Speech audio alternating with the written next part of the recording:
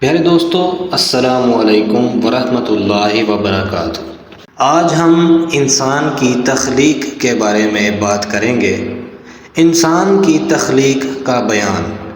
اللہ رب العزت نے کائنات کی تمام چیزوں کی تخلیق فرمائی اور ہر چیز کو کلمہ کن کہہ کر پیدا فرمایا۔ انسان کو اشرف المخلوقات ثابت کرنے کے لیے اسے سب سے بہترین انداز میں اپنے ہاتھوں سے تخلیق فرمایا۔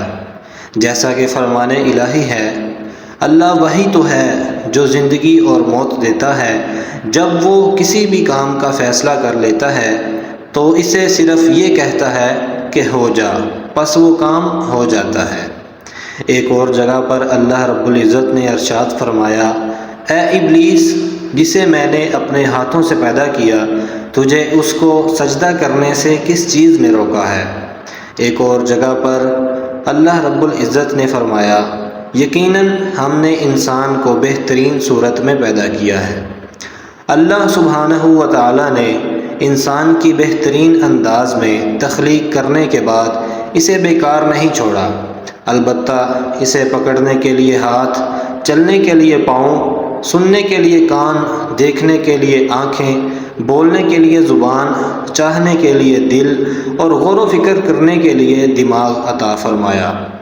فرمان الہی ہے، بے شک ہم نے انسان کو ایک مخلوط مرد اور عورت کے نطفے سے پیدا کیا تاکہ ہم اس کا امتحان لیں، چنانچہ ہم نے اسے سننے اور دیکھنے والا بنا دیا۔ بے شک ہم نے اسے سیدھی راہ دکھا دی، اب خواہ وہ شکر کرے یا وہ ناشکری کرے۔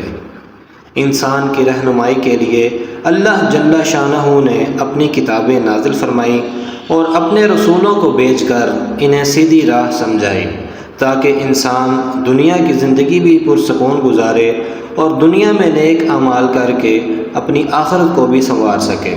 تو دوستو، یہ تھی آج کی ویڈیو۔ اگر آپ کو انفارمیشن اچھی لگے تو چینل کو سبسکرائب اور ویڈیو کو لائک ضرور کریں اور اپنی رائے کا اظہار کمنٹ سیکشن میں ضرور دیں۔